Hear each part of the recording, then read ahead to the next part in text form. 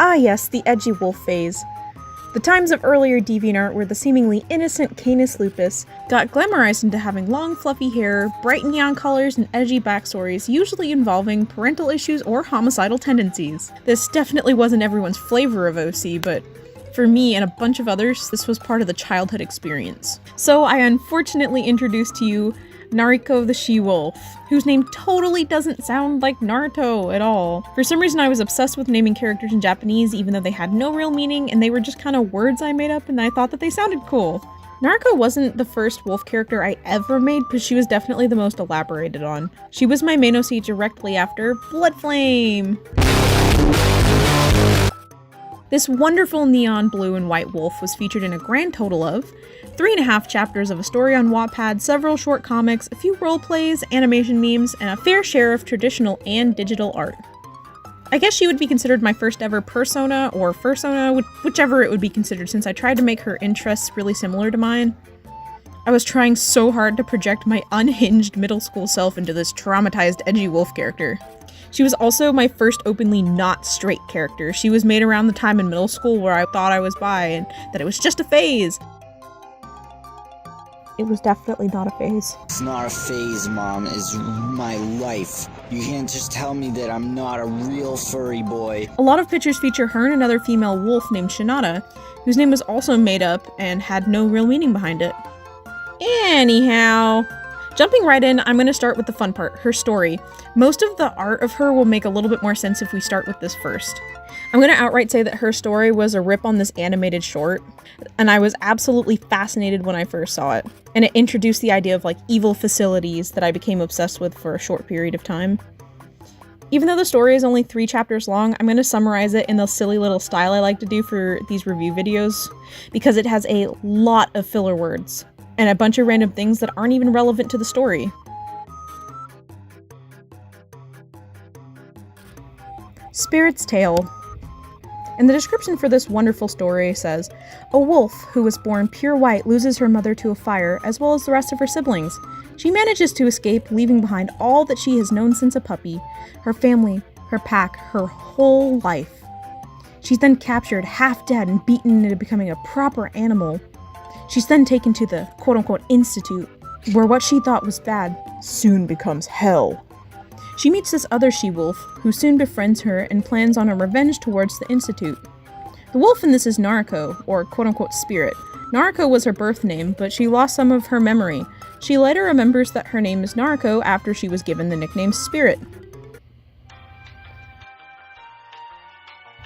I'm gonna Google this. I genuinely have a question as to whether that word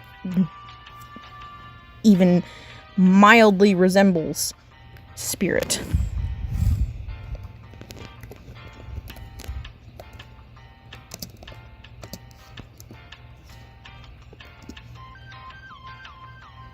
No, it doesn't.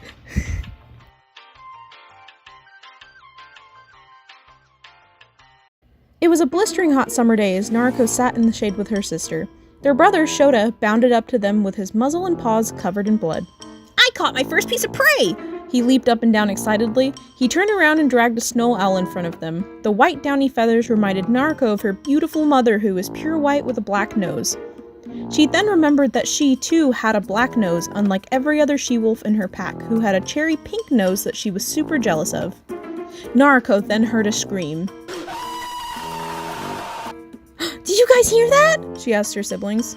It's probably just the wind, Shota responded. I heard it this time! Their mother came running up to them, panting really hard from the long run she just had. I just heard a scream, are you 3 alright? Nariko's eyes glossed over as the most vibrant-looking light flooded over the hills, taking over the trees in the distance. Looking at it, she felt happy? She let the fire come towards her as if it were calling her name. It was only when the flames got an inch from her face that she started to panic. Her brother and sister began coughing up blood and dust as the smoke engulfed all 3 of them. Run, her mother said calmly. Now isn't your time, young Nariko. Run far away. I love you. And all 3 of them turned to ash in front of her. Suddenly, her whole pack got burnt to a crisp. She started wailing and ran and came across a stream and jumped in. Halfway down the river, her paws got tangled in some ivy as a tree fell behind her. She broke free from the ivy and was sucked under the tree. Nariko blacked out, and the next thing she felt was metal underneath her. When she woke back up, she was in some sort of cage with a tag on her left ear. A human walked up and banged on her cage with a bloody stick. He made the mistake of slipping his fingers through the top, and Nariko reached up and nipped him. She was laughing maniacally as she tasted his salty blood. He then kicked the cage across the room. The cage door flew open and she ran as fast as she could. The man threw his stick and hit her on the head. She felt blood slowly run down her face alongside a tear. She soon became obedient. They also experimented with her and made her fur change color. Some mad scientist lady gently pet her for the first time. She bit her too, reminiscing on how nice human blood tasted. She didn't know the difference between right and wrong. She was put back in a cage and then forced to watch 2 dogs fight in an empty, dimly lit room. One was a brown puppy that sounded like her younger brother. He yelled, "No!" The other dog that entered the room was a large tan and neon blue mutt with rippling muscles. I'm gonna rip you to shreds! The tan mutt growled. You must fight to survive! Her normal colored eyes then turned a blood red and they started glowing. Fight me! Fight me!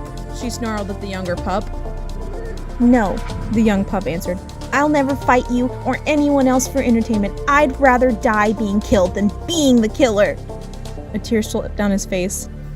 She bit him and he died. And that's where the story cuts off. I'm certain there was more written, but I don't think I ever uploaded it, and now it's lost to time, which is probably for the best. What was my obsession with having parents die in fires, though?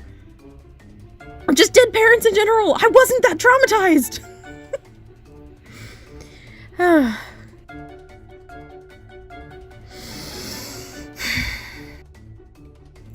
that the painful part is over, I'm going to start by going through a few pieces of art that she's featured in. This is kind of like an iceberg. I'm going to start out with the totally sane, not concerning ones. A lot of them were mostly the same, especially the traditional pieces. It just kind of has her in the center of the picture, or her with Shinada. I was bored in school a lot, so that spawned many traditional drawings of her.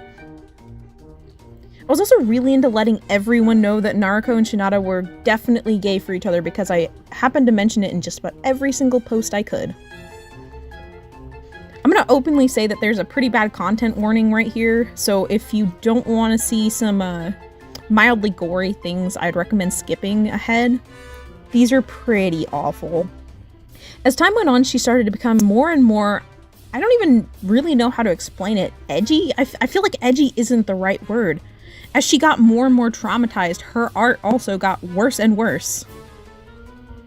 There was this piece called What Have I Done?, where she's trapped inside a cage, and the description reads, This is a scene from the part where Nariko, or Spirit, kills another living K9, because the facility was training her, and I'm also in a darkish mood, so this satisfies me.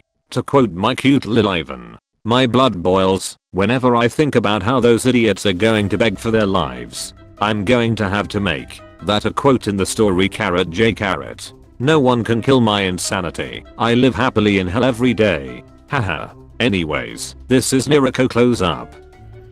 Oh, and I went through a phase of using an online photo editor to slap filters on top of filters on top of filters, even to the point where you could barely see the image underneath. I don't know why I did this, it didn't even add to the aesthetic or anything, and it didn't exactly look great either, but I thought it was cool. There are several other images that are the standard I'ma draw my OC crying today, and then some that are just outright brutal. I guess I stuck with the trope of the facility made her into some kind of evil killer who regrets what she did, and feels she doesn't deserve to live after all she done. I guess after the story, it was supposed to continue that her and Shinada escaped and they got separated, and now, a dramatic reading of random bits of a roleplay that her and Shinada were featured in. You don't know the hell that facility put me through just to have food. I had to kill for food, and slaughter them for water. Growls in anger itself. Well, in my case, it's like a jail, where they keep and train you to fight for their own entertainment. The facility I was in, they done scientific experiments on me to change my eye color, fur color, and change my DNA to make me stronger to fight better. My claws are metal, and I have a metal patch over my left eye encrusted in my skin, for aiming, and a collar that shocks. They beat me, and kept me in a cage. I no longer trust myself when attacking. I cannot control my own body, as my soul is still being controlled by the facility. My mother died in a fire when I was only 5 months old. I watched as my mother, brother, and sister all burned to ashes, refusing to leave our mother.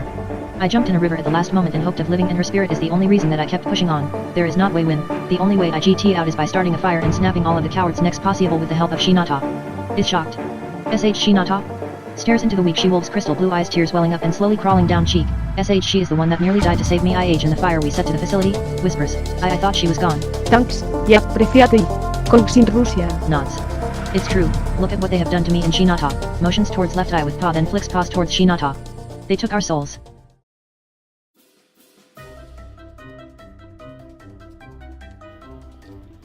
This era of YouTube created some wonderful videos, including animation memes. Neither of these can really be called animations, but they were still kind of funny nonetheless. If I had to suffer rewatching these, you guys do too. The first one was just a still frame with some movie maker edit slapped on top of it. It shouldn't even be considered an animation if I'm being honest. It was just a really flashy version of the drawing. And the second one is an age-old ringtone meme. If you remember this, you qualify for a senior discount. Now's your chance to mute if you don't want to hear it. I really shouldn't have to elaborate on this one, it's pretty self-explanatory.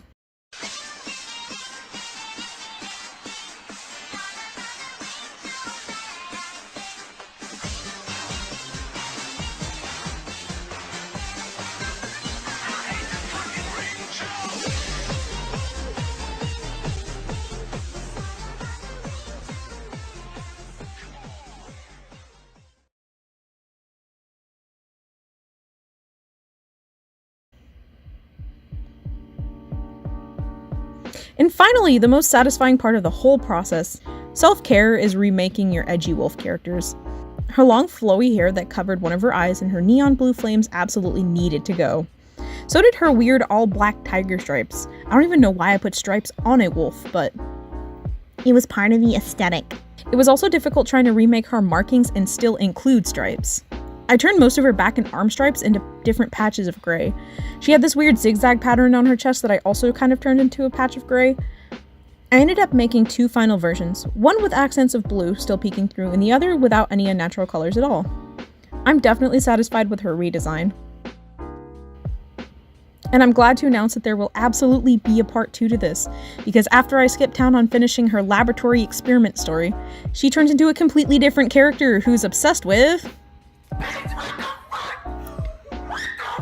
It's going to be painful for me to go over this. It's going to be really painful for me to try and go over this. But stay tuned on the Chronicles of Naruko and Shinata.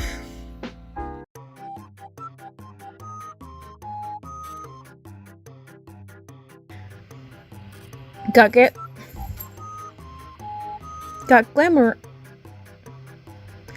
glamorized into having long, fluffy Naruko wasn't the first ever wolf. Fair share of traditional and digital art.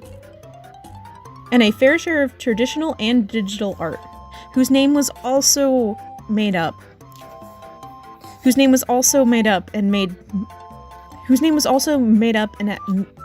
Naruko then heard a scream. Add scream. Even louder scream. Run! Her mother said calmly. Oh, I was supposed to read that calm. Run! It's the opposite of calm. A tear stole down his face.